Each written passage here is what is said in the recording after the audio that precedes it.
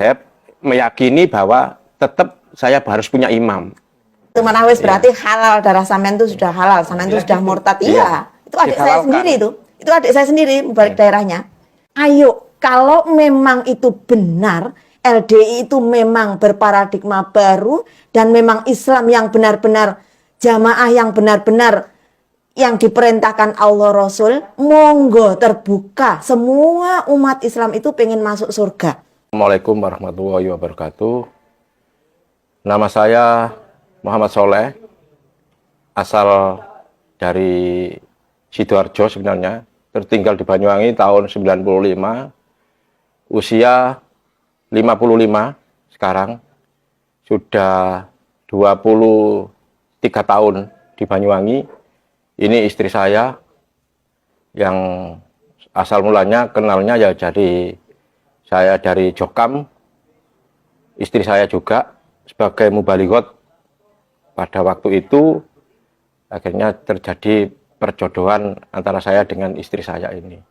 Saya masuk Islam jamaah LDI mulai sejak lahir. Keluarga saya, mbah saya, ibu saya, bapak saya, semuanya keluarga saya LDI semuanya.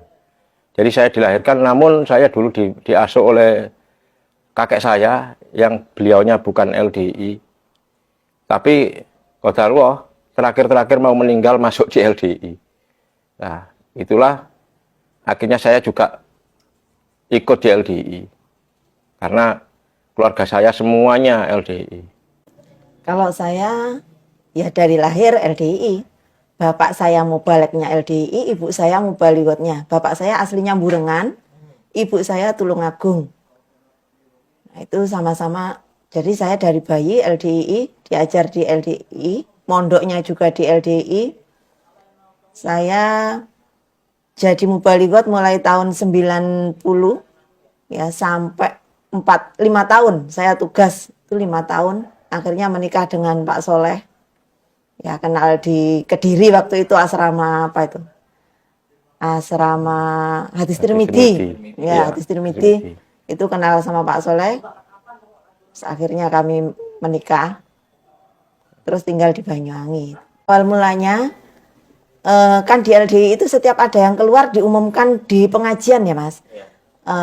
Itu saya tahu Ustadz Khalil, Ustadz Aziz, Ustadz Abdullah Mas'ud. Itu kalau Ustadz Abdullah Mas'ud saya belum begitu kenal. Kalau Ustadz Khalil saya kenal. Beliau itu orang yang dalam penyampaiannya itu yang paling pintar menurut saya, paling enak penyampaiannya, kok dimurtadkan. Padahal beliau dari habis sekolah dari Mekah 10 tahun kok malah dimurtadkan. Sedangkan agama Islam kan aslinya dari Mekah. Nah, itu di benak saya sudah bergejolak. Saya harus tahu ini, saya harus tabayun seperti itu. Akhirnya saya mencari tahu, saya harus mencari nomornya Ustadz Khalil. Nah, di situ kan di Banyuwangi Selatan itu sudah ada yang keluar duluan, yang namanya Mas Kayun. Itu alhamdulillah saya punya nomornya. Ya, Mas Kayun itu sudah dimurtadkan dulu, sudah diumumkan kalau namanya Abdullah, Kayun, Aziz dari Sukoharjo itu murtad, Jalu Anggara termasuk itu. Nah, dari situ saya cari nomornya yang saya punyanya Kayun. Akhirnya Kayun tak bel. Nah, Mas Kayun, mohon maaf saya minta nomornya Syekh Khalil. Loh Mbak, kenapa? Ya saya mau tabayun. Konsekuensinya berat loh, bahaya loh. Insya Allah selama itu di dunia saya mau menanggung resikonya. Selama itu di dunia, saya bilang gitu. Ya kalau begitu saya kasih nomornya Pak Khalil. Saya dikasih nomornya, terus saya telepon Pak Khalil. Kata Syekh Khalil, ya tunggu nanti saya telepon. Saya ditelepon sama Pak Khalil, suruh cari tempat aman. Karena saya di situ di komplek ya. Iya. Saya di komplek, rumahnya itu jajar-jajar rapet. Iya, ya, akhirnya komplek LDI. Iya, komplek LDI. Komplek pondok. Iya. Nah, terus di situ dikasih tahu sama Syekh Khalil kalau Islam yang benar itu seperti ini loh. Kita tidak boleh mengkafirkan orang lain. Kalau orang lain yang kita kafirkan ternyata beliau tidak kafir, akhirnya kekafiran itu kembali kepada kita dan itu nanti jadi kolbunar, jadi anjing neraka. Dari situ saya sudah gemetar. Saya sudah merasa takut. Oh, ternyata seperti itu. Nah, dijelaskan betul bagaimana keimaman, bagaimana Islam yang benar itu dijelaskan dan menurut saya itu sangat masuk akal sekali, ya, sangat bisa diterima oleh logika kita. Nah, akhirnya dari situ langsung saya menyatakan hijrah. Saya menyatakan hijrah wes. Terus ya sama saya Khalil waktu itu disuruh untuk bunglon dulu. Tapi nggak sampai 2 bulan saya nggak tahan. Nggak tahan. Ya karena setiap pengajian itu isinya mesti ngerasani beliau, ngerasani saya Khalil yang katanya berkhianat, menghabiskan uang sabilillah, yang disekolahkan di Mekah dibiayai sabilillah, malah pulang-pulang malah berkhianat, malah pengen jadi imam yang seperti itu, padahal yang saya tahu kan bukan seperti itu. Jadi bergejolak hati saya sudah nggak mau lagi menyampaikan. Saya kan mubalighot, suruh menyampaikan nggak mau lagi. Akhirnya ternyata saya dicurigai di situ. Saya sudah dicurigai, apalagi saya sudah lama nggak pernah persenan ya. Itu dicurigai. Yang 10% itu sudah lama 2 saya tahun lebih saya nggak. Sudah 3 tahun saya nggak persenan itu karena gejolak ini karena sama-sama di teman saya juga punya teman di Nasrani itu sama. Dia pakai 10%, loh kok itu sama dengan apa yang saya lakukan? Apa memang ada dalilnya yang seperti ini? Nah, ternyata saya ditunjukkan oleh teman saya di Tirmidzi itu halaman berapa gitu saya ditunjukkan. Jadi persenan itu sama dengan Rasulullah itu sudah mengharamkan. Jadi itu yang saya tahu loh. Kok seperti ini? Akhirnya saya nggak persenan itu sudah lama. Tapi belum tahu kalau waktu itu kalau masalah keimamannya batal itu belum tahu. Kita masih gondeli keimaman seperti itu. Saya meyakini bahwa tetap saya harus punya imam. Harus punya imam. Hanya itu aja.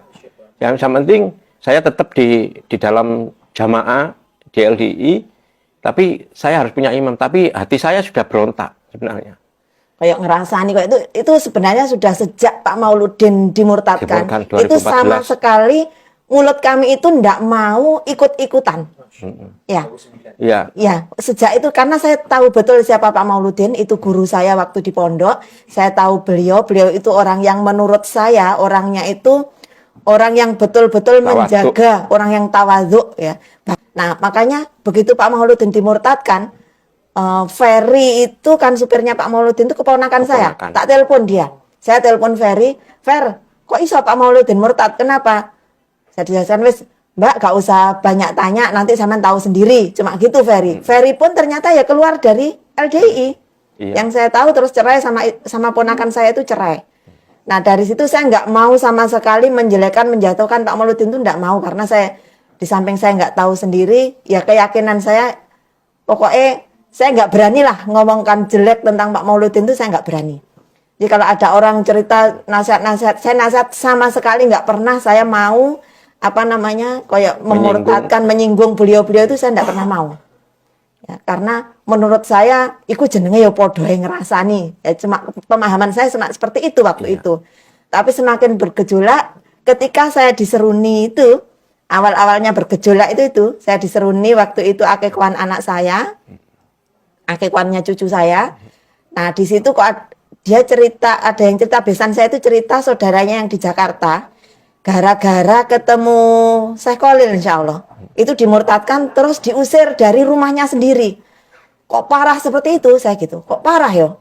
Ini sebenarnya ada apa? Nah itu awal-awal saya bergejolak itu yang semakin nemen saya bergejolak itu di situ. Di samping selalu ngerasani setiap pengajian tuh ngomong nih Syekh Khalil, saya aja kalau berkhianat kalau itu. Nah itu semakin bergejolak saya. Dari situ sudah sudah keraguan-keraguan itu sudah timbul. Semenjak itu saya selalu, itu kan nggak sama suami sebenarnya waktu itu. Tapi suami saya tak kasih tahu, saya cerita kok gini yo. Aku kok semakin hati saya itu semakin bergejolak. Semakin nggak yakin di jamaah ini gimana. Ya itu terus kami bersepakat untuk tabayun Syekh Khalil, ya akhirnya ya itu pun nggak berhenti sampai di situ. Belum yakin 100% belum. Kita harus ketemu langsung dengan Syekh Khalil, saya gitu. Ya akhirnya waktu itu ada daurah di Solo ya. Di Solo. Kami datang ke sana. Nah bertemu sama teman-teman yang sama hijrahnya itu. Ya. Hazimah. Alhamdulillah semakin kuat keyakinan kita, semakin satu kuat. persatu tentang subhat apa yang sudah selama ini saya kerjakan, saya melakukan di LDI itu. Jadi ternyata itu banyak subhat, banyak kesirikan yang terjadi. Nah disitulah kami semakin yakin saya harus hijrah, saya harus keluar, ini harus keluar, harus keluar. Itu. Begitu saya diumumkan ya, begitu kami apa namanya, memang pengurus itu sudah curiga. Nah, waktu itu kami kan kerja di kafe, ya, berdua itu di kafe. Nah, suami saya waktu itu waktu pembacaan teks nggak datang. Iya, Terus saya memang menghindar. sengaja, memang Saya menghindar. Datang ke karena- kafe, saya di rumah sendiri. Nah, itu didatangi sama pengurus. Nah, itu terus saya ditanya, terus terangai, lah saya sapa imamu ya Jokowi, saya bilang gitu. Nah, itu mana wis berarti halal, darah sampean itu sudah halal, sampean itu sudah murtad. Iya. Itu adik saya Dihalalkan. sendiri itu. Itu adik saya sendiri balik daerahnya. Dihalalkan, darah kita itu dihalalkan. Wis berarti sampean itu sudah murtad. Murtad. Langsung seketika itu diumumkan. Diumumkan di seluruhnya. Di seluruh Seluruh Banyuwangi. Banyuwangi, pengajian. Yang punya nomor HP saya, Saya anak-anak diblokir. saya supaya diblokir semua. Bahkan saudara-saudara kandung saya semua blokir semua itu. Ya, nomor saya sudah diblokir, teman-teman anak saya juga sudah diblokir semua. Terus orang tua saya yang paling parah itu mertua saya. Mertua saya itu di Jombang waktu itu. Nah, itu ditelepon. Ada yang nelpon pengurus dari Banyuwangi nelpon kalau katanya Soleh sama Jijah itu sudah murtad. Langsung ketika itu don. Orang tua saya Don sampai shock. sampai terjadi koma. Ya, kita Beliaunya di sana, terjadi beliau koma, masuk rumah sakit. 10 hari beliau meninggal. Itu pun tidak ada yang mau nungguin di situ karena Pak Soleh nunggu di situ. Saudara kandungnya itu nggak mau nemeni. Jadi Pak Soleh sendirian nunggu di rumah sakit sampai beliau meninggal. Karena takut dekat dengan orang-orang yang sudah keluar dari LDI. Jadi begitu parahnya doktrin yang sudah masuk ke mereka sampai ke keluarga aja menjauh. Jadi seperti itu. Karena saya sudah merasa tidak nyaman lagi tinggal di komplek, akhirnya ya saya memutuskan untuk hijrah. Saya tinggalkan rumah, pekerjaan saya tinggalkan. Ya alhamdulillah, biidnillah. Ya Allah tetap bersama kami. Ya alhamdulillah sekarang banyak saudara-saudara itu lebih banyak ternyata yang kita dulu ngomong apa yang kita omongkan kalau orang NU Muhammadiyah itu nggak bisa baik sama kita. Oh ternyata jauh sekali. Ya Jauh. ternyata apa kaum muslimin di luar itu lebih baik lagi. Baiknya bahkan luar dalam kalau saya bilang tuh lahir Ya, batin. lahir batin. Ya. Ya, saya menemukan rahmatan lil alamin ya di Banyuwangi. Ya di Banyuwangi. Di Banyuwangi ini. setelah saya hijrah ini. Jadi Alhamdulillah, menemukan Islam yang Islam yang benar-benar rahmatan itu lil ya alamin ya di sini. di sini ini. Dari saya bergaul dengan orang Nahdiyin, bahkan kayak saudara sendiri, orang Muhammadiyah kayak saudara sendiri, bahkan saya dibantu, ditolong, luar biasa. Tapi omongannya mereka Jokam, nggak mungkin ketika kamu nanti apalagi nek meninggal aku mati, sopo sing keramut? Mati paling awakmu dibuak, gak enak sing keramut, gak harus sing nglayat. Ya Allah. Itu hal yang diucapkan oleh mereka. Itu bukan saudara-saudara saya sendiri juga seperti itu. Nah, ternyata katanya LDI itu sudah paradigma baru. Itu bohong. Itu hanya kamuflase. Ya. Kamuflase. Itu kan ada dua. Dari ajaran ke dalam dan ajaran keluar.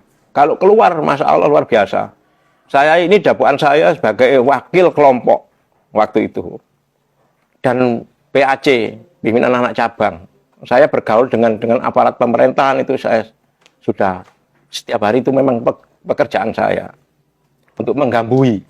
Hanya itu sebagai tutup aja sebenarnya.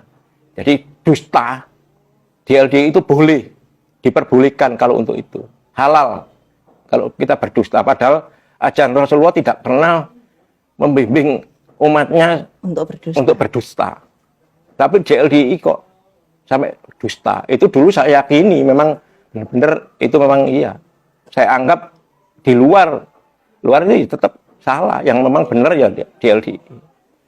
Alhamdulillah. Setelah hijrah ini sekarang luar biasa. Saya merasa berdosa, merasa bersalah. Apalagi di LDI kan tidak diajarkan tauhid, tidak ada namanya apa fikih kan tidak ngerti. Fikih tidak ngerti. Nah, Tauhid seakan-akan kita itu dinajiskan. Sekarang saudara saya aja kalau datang ke tempat saya nggak mau sholat di rumah saya nggak mau karena saya sudah menjalankan apa namanya fikih kesucian itu enggak seperti Jokam lagi seperti itu, enggak yang terlalu seperti itu. berlebihan. nggak terlalu berlebihan. Nah, ternyata semua itu ada dasarnya, ada dasarnya ya baru tahu setelah saya hijrah nih. Saya mengkaji tentang tauhid, tentang fikih, tentang sirah nabawiyah. Ternyata apa-apa yang kita tahu dulu, ilmu-ilmu kita di Jokam itu ternyata banyak sekali kesalahan. Seperti saya baru tahu kalau saklabah itu katanya dulu kan di Jokam itu nggak mau sodako, menjelek-jelekan sahabat itu kan biasa dulu. Nah ternyata ya Allah subhanallah, setelah kita hijrah itu tahu semua sahabat-sahabat Nabi itu loh sudah dijamin surganya. Lah kita itu siapa kok menjelek-jelekan sahabatnya seperti itu. Ternyata setelah kita hijrah itu kita benar-benar tahu Islam yang rahmatan lil alamin itu yang bagaimana. Jadi memang ada dalil apa taraktu fikum amroini lan tadhilu mata masaktum bima kitabillah wa sunnati nabi, itu memang ya benar, itu hadis Nabi. Berpegang teguh dengan dua perkara ini pasti selamat. Cuman pengertian di Jokam itu banyak yang nyimpang ya, seperti tafsir. Kita tidak mengikuti seperti tafsir Ibnu Katsir, tafsir Ibnu Abbas, katanya itu kan dulu katanya kan kitab karangan. Nah, itu ternyata pengertiannya yang sesuai dengan Allah Rasul, yang sesuai dengan pengertian sahabat, yaitu tafsir-tafsir itu. Sedangkan kita makna secara mangkul, nah itu banyak sekali kekeliruannya, seperti sedikit-sedikit chef, pedang. Nah seakan-akan Islam itu kok radikalisme, seakan-akan kok keras sekali Islam. Nah padahal tidak seperti itu. Setelah kita ngaji tafsir Ibnu Katsir, tafsir Ibnu Abbas, oh ternyata Islam itu benar-benar indah. Bagaimana ceritanya Rasulullah di situ ada semua, sebenarnya ada semua di situ ya. Kita baru tahu, jadi sangat yakin sekali kita sekarang sudah hijrah ini semakin meyakini kalau Islam itu benar-benar indah, benar-benar rahmatan lil alamin ya, alhamdulillah sekarang ini. Makanya bagaimanapun keadaannya kita sangat bersyukur bisa hijrah dari LDII, alhamdulillah. Iya, waktu itu saya sampai di Kepung Senkom ya. Malam-malam itu sampai saya itu datang ke kepala desa. Alhamdulillah saya minta, bukan laporan tapi pemberitahuan. Barangkali karena saya itu hidupnya di komplek. Jadi satu-satunya jalan yang harus saya lewati, ya lewat LDI itu, komplek LDI itu. Sampai saya harus keluar. Makanya saya laporan ke Pak Lurah, saya hanya pemberitahuan, saya ke Polsek, saya permintaan nanti sewaktu-waktu mungkin nanti terjadi Pak. Mungkin terjadi saya sampai dibunuh atau saya sampai, karena apa? Mengancam. Mereka ini mengancam. Tidak pernah Pak? Iya. Ada ancaman itu? Ada. Ancaman mau diusir. Saya mau diusir dari situ. Ada. Diancam saya itu. Tapi hanya sebakat saya nggak mendengarkan saya sendiri di telinga saya. Coba kalau mendengar di telinga saya sendiri atau dia mau ke rumah, ya mungkin bisa akan terjadi pertumpahan darah. Tapi ancaman hanya mulut aja, hanya pembicaraan. Dia tidak berani. Dan pernah saya terakhir itu saya ikut Jumatan situ, barangkali saya nanti diusir di waktu Jumatan. Tidak ada yang berani. Kalau di situ itu memang saya itu di lingkungan saya itu keras, orangnya konsisten, dan saya nggak peduli siapa. Sebenarnya kalau saya benar, saya berani. Siapapun saya berani.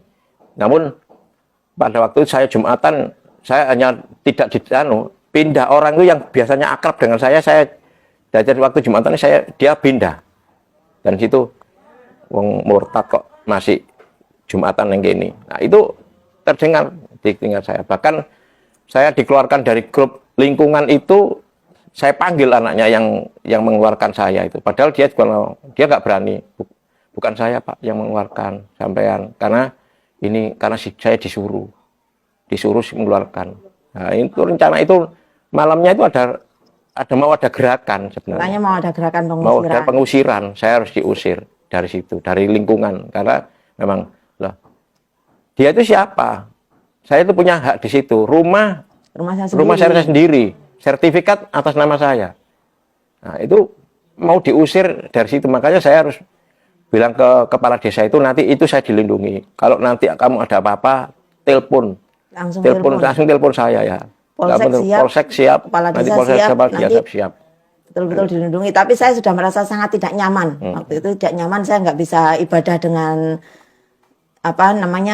dengan tumak ninah lah. Saya nggak bisa ibadah, mau ngaji kemana-mana serba rikuh. Akhirnya ya itu kami memutuskan untuk hijrah. Anak saya ketika lewat sekolah, mau sekolah, anak saya pernah tetap ngaji. Anak saya yang sebagian ada yang tetap ngaji, nggak mau ikut keluar, dia tetap ngaji. Akhirnya anak saya tahu dengan sendirinya setiap pengajian mesti saya itu ngerasani ayahnya, dihibah.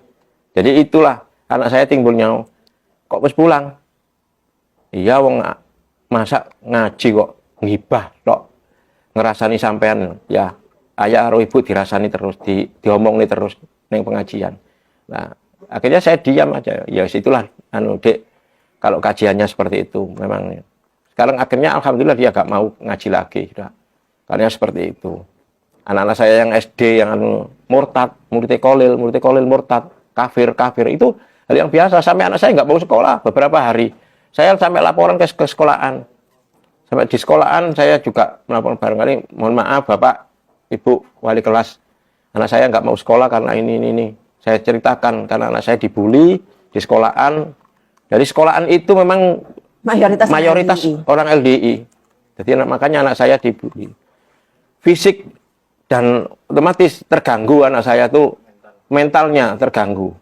Jadi sampai down, sampai dia nggak mau sekolah, itu sakit. Nah itu dia sudah. Akhirnya saya ajak hijrah, saya ajak pindah, sudah saya tinggalkan rumah. Saya sampai beberapa kali rumah itu saya jual, alhamdulillah tidak laku. Karena imamnya sendiri ngomong, ada beberapa kali, 4 kali orang yang mau beli di luar LDI sebenarnya ada. Tapi karena di lingkungannya LDI, akhirnya dia nggak mau. Begitu ada orang LDI yang mau beli, dilarang, jangan dibeli, biarkan sampai busuk. Nah itu hanya, nah sampai rumah tanah itu saya jual dengan harga yang murah sekali. Jadi tidak sesuai dengan harga yang sebenarnya. Sampai saya taruhkan karena akidah yang salah, akidah yang rusak, akidah yang sesat. Untuk apa? Harta di dunia, tapi nanti kita sengsara di akhirat. Hanya itu yang saya harus prinsip kami memang begitu. Untuk apa? Dunia kan nanti insya Allah bisa dicari lagi. Tapi kalau kita mati kondisi di sana, kalau nanti rumah itu ada yang nempati anak cucu kita, kalau itu tetap akidahnya tetap seperti itu, kita khawatir anak-anak kita yang tetap di situ akhirnya ya wis diputuskan, walaupun berapa harganya wis biar, yang penting kita tidak di situ lagi. Sebenarnya kalau masalah sholat itu hampir sama ya, sholatnya sama, puasa sama, ya cuma akidahnya di situ yang berbeda. Kalau kalau Islam yang rahmatal alamin kan kita itu Islam, iman, ihsan, ya di situ kita Islam menetapi rukun Islam yang 5, iman dengan rukun iman yang 6 itu, dan ihsan itu ya semuanya mukhlis lillah karena Allah. Ya, kita selalu berbuat bagus. Nah, kalau di LDI kan enggak. Islam, iman, beramir, berbaiat, bertoat. Kan seperti itu. Nah, itu yang perbedaan yang sangat fatal sekali di situ. Masalah akidahnya. Ya, sedangkan Allah dan Rasulullah yang diserukan kan kita harus ihsan, harus benar-benar ikhlas. Enggak ada beramir, berbaiat, bertoat. Seperti itu kan enggak ada. Ya, perbedaannya di situ. Terus lagi kita diharuskan taat kepada orang selain Rasulullah, itu kan ya syirik. Itu namanya syirku ta'ah, syirik dalam ketaatan. Itu kan berarti ya berat sekali dosanya. Terus lagi di situ di LDI ada 3 pengamalan yang di situ hampir sama, mirip dengan orang Nasrani ya. Saya lihat baiat itu ternyata sama dengan baptis, sama. Terus yang kedua kita tobat itu perantara imam. Nah, tobat perantara imam itu kan sebenarnya ya syirik juga. Padahal Allah itu sudah menurunkan wahyunya, tubu ilallahi taubatan nasuha, tobatlah pada Allah dengan taubatan nasuha, dan wakafa billahi sahida, cukup Allah sebagai saksinya. Kan Allah nggak memerlukan saksi manusia seperti kita harus tobat ke bapak imam kelompok, imam desa, imam daerah seperti yang ada di Jokam. Nah itu ternyata semuanya syirik. Terus tobat ada bayar nggak? Iya, ada kafarahnya untuk pelebur dosanya di situ bayar. Dan ternyata intinya di situ cuma uang dan uang. Yang ketiga infak 10%. Nah itu ternyata di hadisnya itu ada, tapi di Jokam kan kita hadisnya kan nyetak sendiri. Nah ada yang seperti itu, ada yang hadis kecil-kecil itu kita kan tidak diajarkan untuk mengkaji itu kan, nggak bisa. Karena Apa tidak ada sarahnya sarah itu hadis. kita kan nggak bisa mengkaji sarah hadisnya, itu nggak bisa membaca orang-orang LDI itu. Padahal di situ ada, ya Rasulullah, innal Yahuda wa Nasara isrun. Ya Rasul, sebenarnya orang Yahudi Nasrani itu membayar 10%. Bagaimana dengan kita? Kan seperti itu sahabat. Kata Rasulullah, haramun isrun lil muslim. Haram 10% pada umat Islam itu diharamkan oleh Rasulullah. Kenapa di LDI kok malah diwajibkan? Nah, disitulah perbedaan yang sangat fatal itu di situ. Saya kira ya itu sangat mirip sekali dengan Yahudi Nasrani itu. Ya, yang tiga itu. Pertama baiat, terus surat taubat, menyatakan taubat pada imamnya. Yang ketiga, ya 10% itu. Tidak ada, itu cuma formalitas ya. Saya nggak pernah diajarkan bahasa Arab, kok di situ ada bahasa Arab sekian. Terus Dapat fikih 90. ya. Padahal itu nggak pernah diajarkan. Kalau tajwid, faraid memang iya diajarkan. Tapi ya sekali lagi formalitas. Karena faraid itu saya dedel waktu itu ya. Saya diajari berapa kali itu nggak nyambung. Ya, tapi ya nilai saya bagus di situ. Ya mohon maaf untuk semua kawan-kawan saya yang dulu akrab dengan saya, kayak saudara. Tapi beliau sampai hari ini tetap di Jokam, jangan khawatir. Di luar kita, di luar LDI, itu keilmuan lebih bagus daripada Kenapa? Beliau-beliau ini kayak dia bersekolah. Sekolah itu ada kurikulum. Sampai hari ini, mulai zaman dulu di Mekah Madinah itu ada kayak contoh kayak Kiai Hasyim Asy'ari, Kiai Ahmad Dahlan, itu nomor induknya itu sampai hari ini ada. Dan ulama-ulama itu ada semuanya, masih ada.